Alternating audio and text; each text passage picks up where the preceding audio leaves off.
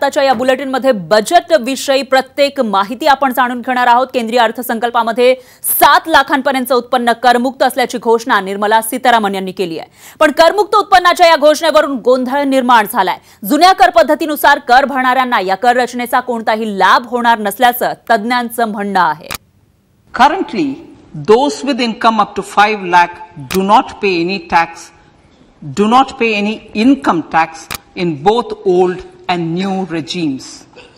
I propose to increase the rebate limit to 7 lakhs in the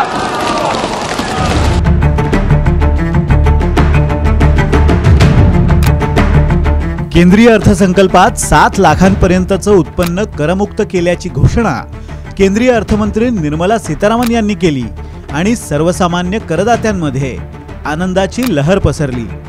या नव्या कररचनेनुसार 7 लाख रुपयांपर्यंतचं उत्पन्न करमुक्त असेल, तर या 7 लाख रुपयांच्या वर 3 लाखांपर्यंतचं उत्पन्न असलेल्या करदात्याला कोणताही कर भरावा लागणार नाही। त्याआधी त्यासाठी 2,500चा कर लागत होता। त्यामुळे या उत्पन्न गटातल्या सर्वसामान्य करदात्याला 2,500चा लाभ मिळणार आहे। तर 3 ते 6 लाखांच्या उत्पन्न गटाला आता 15,000चा टॅक्स भरावा लागणार असून अगोदर 22,500 रुपयांचा टॅक्स भरावा लागत होता। त्यामुळे या गटातल्या करदात्यांचा 7,500चा फायदा होणार आहे। याशिवाय 6 ते 9 लाखांपर्यंतच्या उत्पन्न गटाला आता 45,000 रुपयांचा कर भरावा लागणार असून आधी मात्र 60,000चा कर भरावा लागत होता। त्यामुळे या उत्पन्न गटाला 15,000चा लाभ होणार आहे। तर 9 ते 12 लाखांपर्यंतच्या उत्पन्नावर आता 90,000चा कर भरावा लागणार असून आधी 1,15,000 रुपयांचा कर भरावा लागत होता। त्यामुळे या उत्पन्न गटातल्या करदात्यांना 25,000चा लाभ होणार आहे। याशिवाय 12 ते 15 लाख उत्पन्न गटातील करदात्यांना 1.5 लाखांचा कर भरावा लागणार असून आधी हा कर 1,87,000 इतका होता। त्यामुळे या गटातल्या करदात्याला 37,000चा लाभ होणार आहे। पण ही तरतूद फक्त नव्या पद्धतीच्या कररचनेसाठीच असल्याची बाब समोर आली आहे। जुन्या कररचनेनं कर भरणाऱ्या करदात्यांना त्याचा फारसा फायदा होणार नसल्याचा दावा तज्ञ करतायत। सीतारामन मॅडमनी 50,000चं स्टँडर्ड डिडक्शन फक्त अलाउ केलेलं आहे। पण जर तुमच्याकडे गृहकर्ज असेल, पॉलिसी मेडिकल इन्शुरन्स असेल, लाईफ इन्शुरन्स असेल, तर तुम्हाला ओल्ड टॅक्स रिजिम आणि न्यू टॅक्स रिजिम दोन्ही कंपेअर करून दोघांचाही पर्याय उघडा ठेवून तुम्हाला निर्णय घ्यायला लागेल। तुम्ही सरसकट न्यू टॅक्स रिजिमला जाऊ नका। प्राप्तिकर आकारणीसाठी 1961 पासून जुनी कर पद्धत वापरली जाते। त्यानुसार गृहकर्जाचं व्याज, दीर्घकालीन गुंतवणूक, घर भाडं, मेडिक्लेम योजना आणि शिक्षण शुल्क अशा जवळपास 70 प्रकारच्या वजावटींचा लाभ करदात्याला मिळतो। मात्र नव्या पद्धतीच्या कर आकारणीत यापैकी कोणतीही वजावट करदात्याला मिळत नाही। त्यामुळे जवळपास 98% करदाते हे जुन्याच पद्धतीनं कर भरतात। म्हणूनच नव्या कररचनेचा फायदा खरंच सर्वसामान्य करदात्याला होणार का, हाच खरा प्रश्न आहे। ब्युरो रिपोर्ट, साम टीव्ही न्यूज। तर नव्या आणि जुन्या टॅक्स स्लॅबमध्ये नेमका काय फरक आहे जाणून घेऊया तज्ञांकडून। टॅक्सेशन मध्ये एकदम 2 लाखाची स्लॅब वाढलेली आहे। ही 2 लाखाची जी स्लॅब वाढलेली आहे, म्हणजे मी मुद्दाम आता आपल्याबरोबर CA आहेत, चार्टर्ड अकाउंटंट आहेत, जी स्लॅब आहे ती 5 लाखावरनं 7 लाखावर गेलेली आहे। म्हणजे ज्याला आपण पर्सनल इन्कम टॅक्स या भाषेमध्ये बोलतो, ती 7 लाखाची गेली। पण गंमत अशी आहे की याच्यामध्ये 2 रिजिम आहेत, एक ओल्ड रिजिम, एक न्यू रिजिम। याच्यातनं हे क्लिअर होत नाही की न्यू रिजिमसाठी आहे की सगळ्यांसाठी। ह्याच्यात तुम्ही बरोबर म्हणालात तसं जेव्हा बजेट सादर केलं सीतारामन मॅडमनी, तर तेव्हा टॅक्स लिमिट वाढवण्याची त्यांनी घोषणा केली। पण जेव्हा आपण बघतो की ओल्ड टॅक्स रिजिम आणि न्यू टॅक्स रिजिम, तर हे 2 काय गोष्टी आहेत। ओल्ड टॅक्स रिजिम म्हणजे ही रिजिम आहे जी 1961 पासून जी टॅक्सेशन रिजिम चालू होती ती ओल्ड टॅक्स रिजिम, आणि मोदी सरकारने गेल्या काही वर्षात जी नवीन टॅक्स रिजिम आणली किंवा नवीन स्लॅब रेट्स आणले ती न्यू टॅक्स रिजिम। आता याच्यात या बजेटमध्ये काय चेंज झालंय, तर ओल्ड टॅक्स रिजिमचं काही चेंज झालेलं नाहीये। जे चेंजेस आहेत, 5 लाखाची 7 लाख जी मर्यादा केली आहे किंवा जे टॅक्स स्लॅब्स त्यांनी चेंज केलेले आहेत, ती न्यू टॅक्स रिजिमचे चेंज केलेले आहेत। ह्याच्यात महत्त्वाचा भाग म्हणजे डिफरन्स काय आहे, दोघांमध्ये वेगळेपण काय आहे, तर ओल्ड टॅक्स रिजिममध्ये साधारणपणे कुठलाही सामान्य माणूस घर घेतो तर गृहकर्ज असतं, तो कुठे इन्शुरन्स कंपनीचे किंवा पॉलिसीज घेतो किंवा काही त्याचे हफ्ते असतात, काही मेडिकल प्रीमियम्स असतात इन्शुरन्सचे, त्याचे तो वजावट ओल्ड टॅक्स रिजिममध्ये घेऊ शकतो। या न्यू टॅक्स रिजिममध्ये त्याला कुठलीही वजावट डिडक्शन्स आणि एक्झेम्पशन्स हे टेक्निकल वर्ड्स हे त्यांना मिळत नाहीत, अशी ही न्यू टॅक्स रिजिम होती.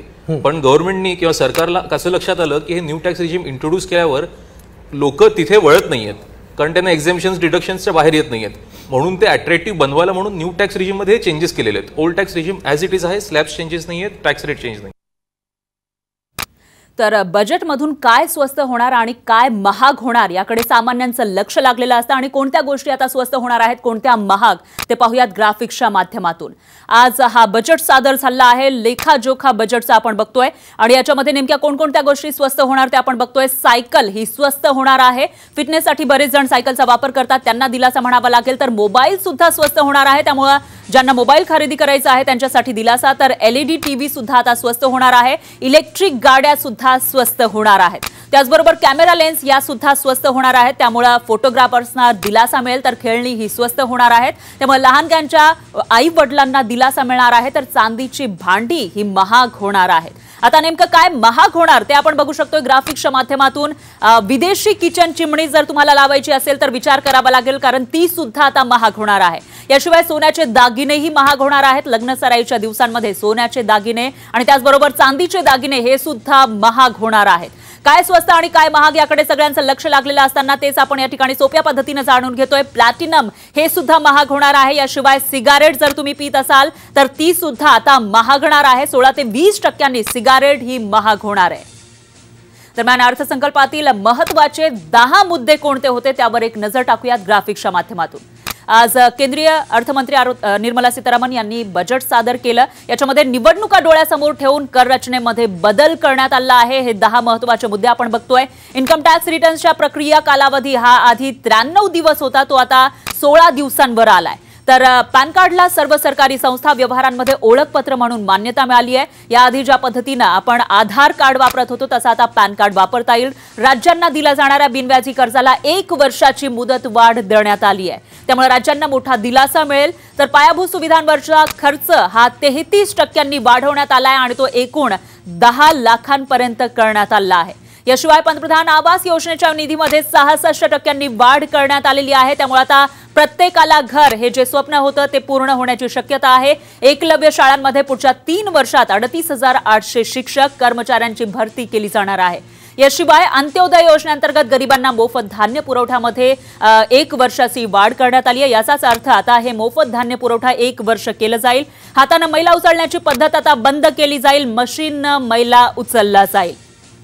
या व्यतिरिक्त 5G रिसर्चसाठी इंजिनिअरिंग कॉलेजमध्ये 100 लॅब्स उभारल्या जाणार आहेत, त्यामुळे या कॉलेजला सुद्धा मोठा फायदा होईल आणि 5G रिसर्चसाठी सुद्धा यामुळे मोठी मदत होणार आहे. तर अशा पद्धतीनं बजेटचा लेखाजोखा आपण या कार्यक्रमाच्या माध्यमातून बघतोय. सर्वांचं स्वप्न पूर्ण करणारं हे बजेट असल्याचं पंतप्रधान मोदी याविषयी म्हणाले. गाव गरीब शेतकऱ्यांचं बजेट असल्याचं मोदींनी सांगत अर्थमंत्री निर्मला सीतारामन यांचं कौतुक केलं आहे. तर बजेटमधून वंचितांना प्राधान्य देण्यात आल्याचंही मोदींनी म्हटलंय. ये बजट वंचितों को वरीयता देता है. ये बजट आज की एस्पिरेशनल सोसाइटी, गांव, गरीब, किसान, मध्यम वर्ग सभी के सपनों को पूरा करेगा. तर केंद्रीय अर्थमंत्री निर्मला सीतारामन यांनी पॅन कार्ड संदर्भात मोठी घोषणा केली आहे. पॅन कार्डचा वापर आता सर्व सरकारी संस्था आणि व्यवहारांमध्ये कॉमन ओळखपत्र म्हणून केला जाणार आहे. म्हणजेच याआधी ज्या पद्धतीनं आधार कार्डचा वापर केला जात होता तशाच पद्धतीनं पॅन कार्डचा सुद्धा वापर केला जाईल. त्यामुळे व्यवसायामध्ये KYC करणं सोपं होईल. तर या निर्णयाचा उद्योगपतींना मोठा फायदा होईल. डिजिलॉकर सेवा आणि प्राथमिक ओळख म्हणून आधार वापरून ओळख अपडेट करण्यासाठी वन स्टॉप सोल्युशन सेट केलं जाणार असल्याची घोषणा सुद्धा अर्थमंत्र्यांनी केली आहे.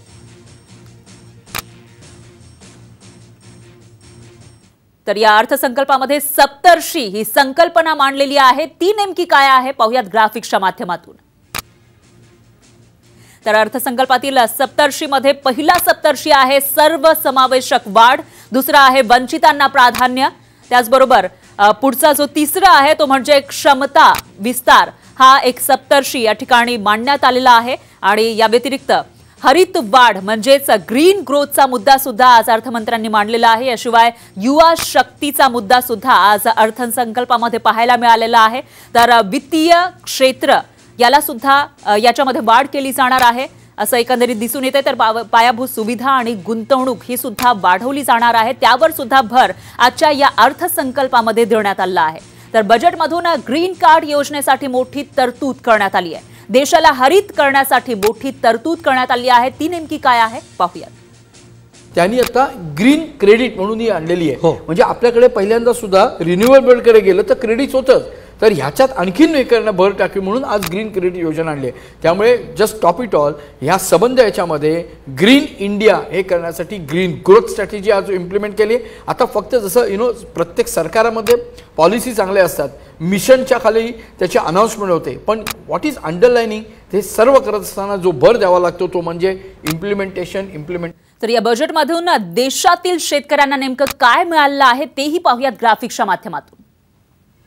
तर बजेटमध्ये शेतकऱ्यांसाठी सुद्धा भरपूर अशा घोषणा करण्यात आल्यात। कृषी क्षेत्राच्या विकासासाठी विशेष निधीची तरतूद करण्यात आली आहे। श्री अन्न संशोधन संस्थेला विशेष आर्थिक मदत दिली जाईल असंही सांगण्यात आलंय। या व्यतिरिक्त शेतकऱ्यांसाठी डिजिटल ट्रेनिंग दिलं जाणार आहे। कृषी संबंधित स्टार्टअपला चालना दिली जाईल असंही आजच्या बजेटमधून सांगण्यात आलंय।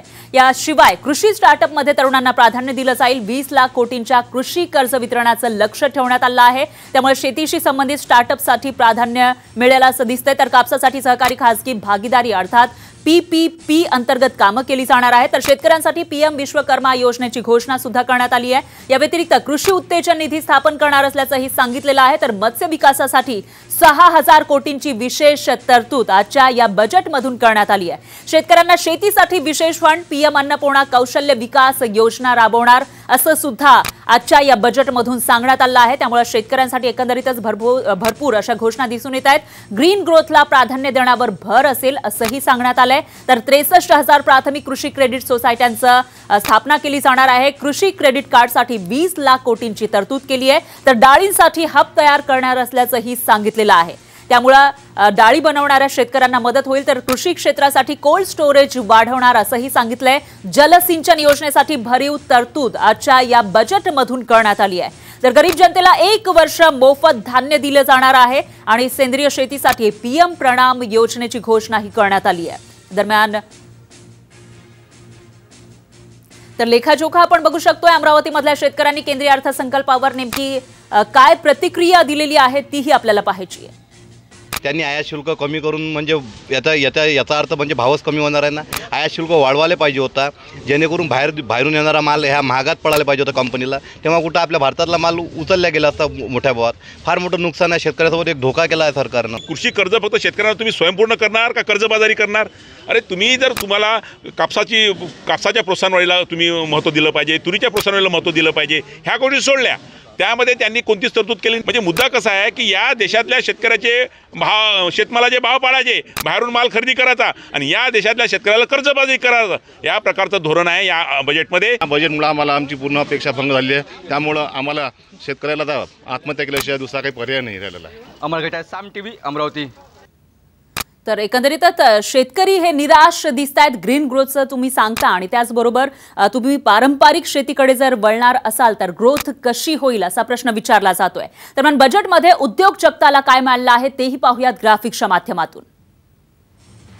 तर बजेटचा हा लेखाजोखा आपण साम टीव्हीच्या माध्यमातून बघतोय। नवीन उद्योजकांना 10 वर्षांसाठी कर सवलत देण्यात आली आहे। 3 कोटी उलाढाल असलेल्या सूक्ष्म उद्योगांना सुद्धा कर सवलत दिलेली आहे। तर कारागीर शिल्पकारांसाठी PM विश्वकर्मा कौशल सन्मान पॅकेजची ही घोषणा केली आहे। कोरोनाचा फटका बसलेल्या MSMEना सुद्धा दिलासा देणार असल्याचं कळतंय। तर सूक्ष्म लघु मध्यम उद्योजकांसाठी कर्ज हमीची नवी योजना आहे। MSMEसाठी खास विवाद से विश्वास ही योजना सुद्धा आज घोषित करण्यात आली आहे। त्यामुळे उद्योगांसाठी या सर्व घोषणा आपण साम टीव्हीच्या माध्यमातून बघू शकतो। आता याच्यातून प्रत्यक्ष उद्योजकांना किती फायदा होणार तेही पाहावं लागेल।